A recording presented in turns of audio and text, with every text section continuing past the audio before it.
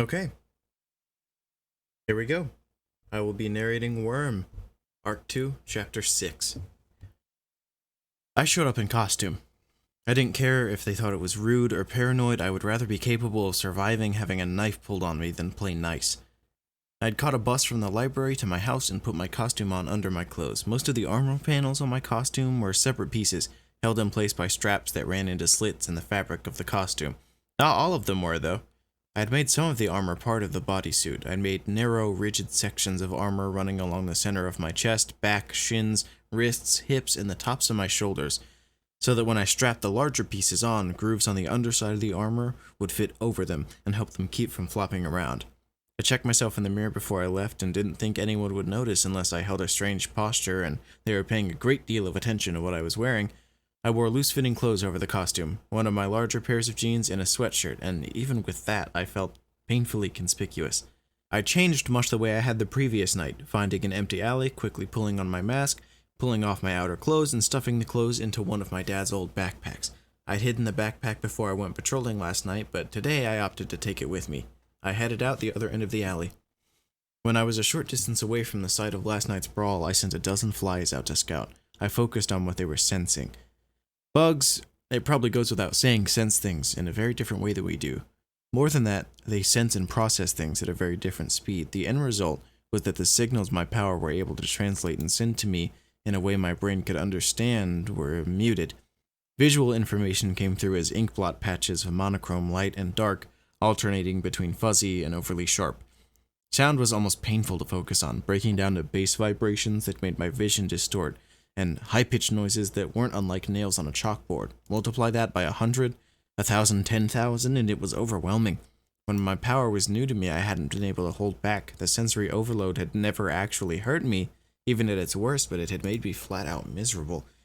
These days, I had that part of my power turned off a good 99% of the time. My preferred method of sensing things through my bugs was touch. It wasn't that their sense of touch translated much better than the hearing or sight part of things, but had more to do with the fact that I could tell where they were in relation to me. I was acutely aware when they were very still, if they were moving, or if something else was moving them. That was one thing that translated well. So, as I sent the bugs out to scout, the 12 sets of compound eyes first identified the trio as blurry silhouettes atop a larger, more defined shadow, backlit by a flare of white that had to be the sun. I directed the flies closer, towards the heads of the figures, and they touched down on skin. None of the three were wearing masks, which I deemed reason to believe Tattletale had been telling the truth. They weren't in costume. There was no guarantee that the three were really Tattletale, Gru, and Regent, but I felt confident enough to head around the fire escape and climb up to the roof. It was them. No doubt. I recognized them even without their costumes, 2 guys and a girl. The girl had dirty blonde hair, tied back into a loose braid, a smattering of freckles over the bridge of her nose, and the same vulpine grin I recognized from the night prior. She wore a black long-sleeve t-shirt with a graffiti-style design on it and a knee-length denim skirt. I was surprised by the bottle-glass green of her eyes. The smaller and younger of the 2 guys, about my age, was undoubtedly Regent. I recognized the mop of flat curls. He was a good-looking guy, but not in a way that would make me say he was handsome. He was pretty, with a triangular face, light blue eyes, and full lips pulled into a bit of a scowl. I pegged him as having French or Italian heritage. I could see where he would have girls all over him, but I couldn't say I was interested myself. The pretty boys, Leonardo DiCaprio, Marcus Firth, Justin Bieber, Johnny Depp, had never done it for me. He was wearing a white jacket with a hood, jeans, and sneakers, and was perched on the raised lid at the edge of the roof, a bottle of cola in hand. Gru was startling in appearance by contrast. Taller than me by at least a foot, Gru had dark chocolate skin, shoulder-length cornrows, and that masculine lantern jaw you typically associated with guy superheroes. He wore jeans, boots, and a plain green t-shirt, which struck me as a bit cold for the spring. I did note that he had considerable muscle definition in his arms. This was a guy who worked out. "And she arrives," Tattletale crowed. "Pay up." Regent's scowl deepened for a second, and he fished in his pocket for a wad of bills, which he forked over to Tattletale. "You bet on whether I would show up?" I ventured. "We bet on whether you would come in costume," Tattletale told me. Then, more to Regent than to me, she said, "And I won." "Again," Regent muttered. "It's your own fault for taking the bet in the first place," Gru said. "Even if it wasn't Tattle, it was a sucker bet. Showing up in costume makes too much sense. It's what I would do." He had a nice voice. It was an adult voice, even if his appearance gave me the sense of a guy in his late teens. He extended his hand to me. Hey, I'm Brian. I shook his hand. He wasn't shy about shaking my hand firmly. I said, you can call me Bug, I guess. At least until I come up with something better or until I decide this isn't an elaborate trick. He shrugged. Cool. There wasn't the slightest trace of offense at my suspicion. I almost felt bad. Lisa, Tattletale introduced herself. She didn't offer me her hand to shake, but I think it would have felt out of place if she had. It wasn't that she seemed unfriendly, but she didn't have the same aura of geniality about her that Gru did. I'm Alec, Reachin informed me with a quiet voice. Then he added, and bitch is Rachel. Rachel's sitting this one out, Gru said. She didn't agree with the aim of our meeting here. Which raises the question, I cut in. What is the aim of this meeting? I'm a little weirded out with you guys revealing your secret identities like this, or at least pretending to. Sorry, Brian apologized. That was my idea. I thought we would make a token show of trust. Behind the yellow-tinted lens of my mask, my eyes narrowed, flicking from Lisa to Alec to Brian. I couldn't draw any conclusions from their expressions. Why exactly do you need my trust? Brian opened his mouth, then closed it. He looked to Lisa, who bent down and picked up a plastic lunchbox. She held it out to me. I said we owed you. All yours, no strings attached. Without taking the box, I tilted my head to get a better look at the front. Alexandria. She was my favorite member of the Protectorate when I was a kid. Is the lunchbox collectible?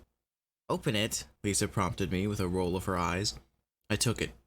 From the weight and the motion of the contents inside it, I immediately had a pretty good idea of what it is. I undid the clasps and opened the box. Money.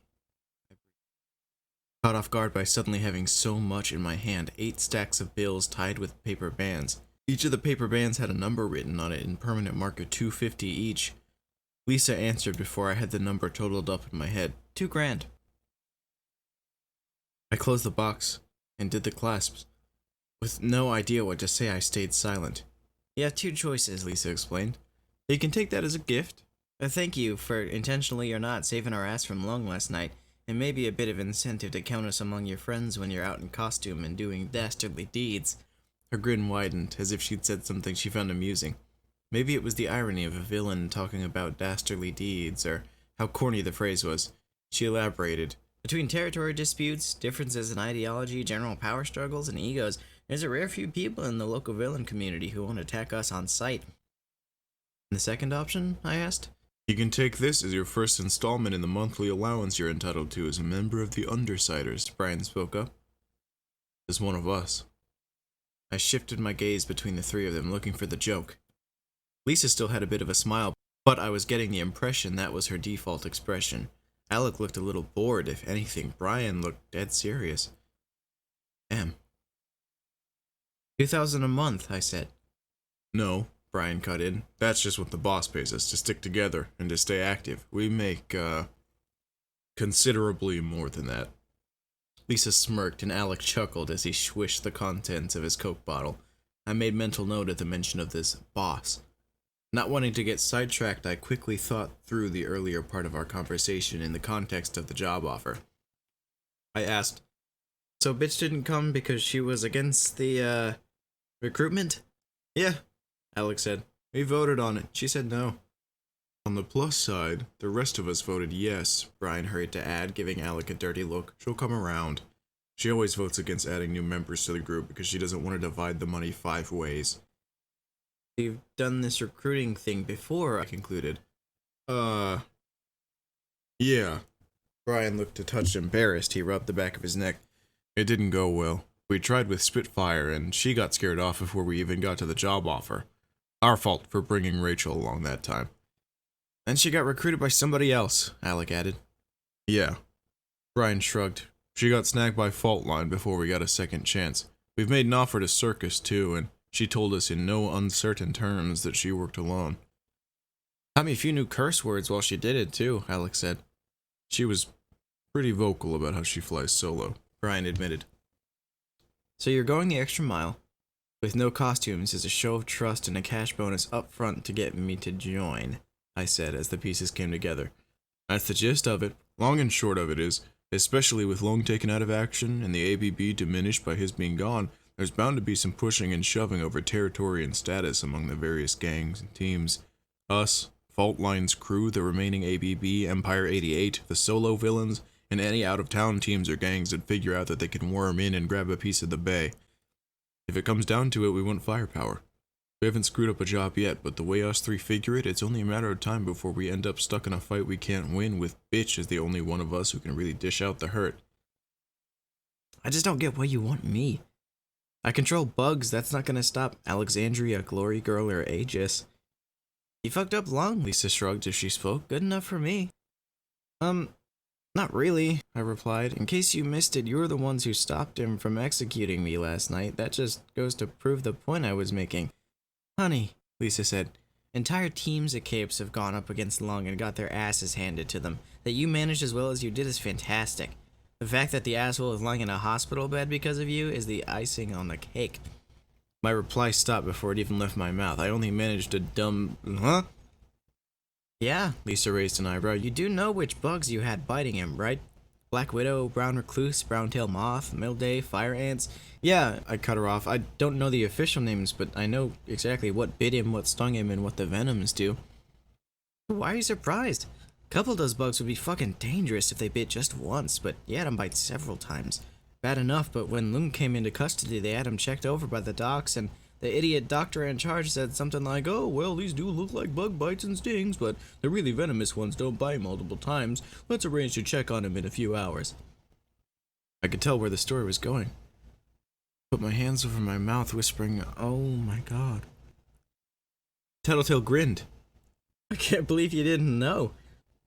But he regenerates, I protested, dropping my hands. Toxins aren't supposed to be even 1% as effective against people who heal like he does. Effective enough, I guess, or his healing stopped working somewhere along the line, Lisa told me. By the time they got to him, the big guy was just beginning to suffer from large-scale tissue necrosis. His heart even stopped a few times. You do remember where you had the bugs bite him. Close my eyes. I could see my reputation going down the tubes. One of the spiders I had been using was the brown recluse. Arguably the most dangerous spider in the United States, more than even the Black Widow. A single bite from a brown recluse could make a good chunk of the flesh around the bite blacken and rot away. I had had my bugs biting Lung in the more sensitive parts of his anatomy.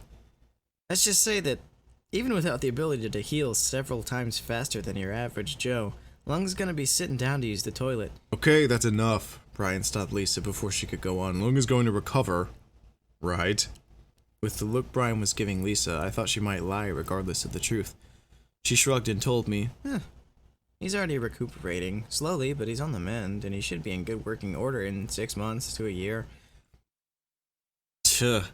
You better hope he doesn't escape, Alex said, his voice still quiet but bemused. Because if someone made my man bits fall out, I'd be out for blood.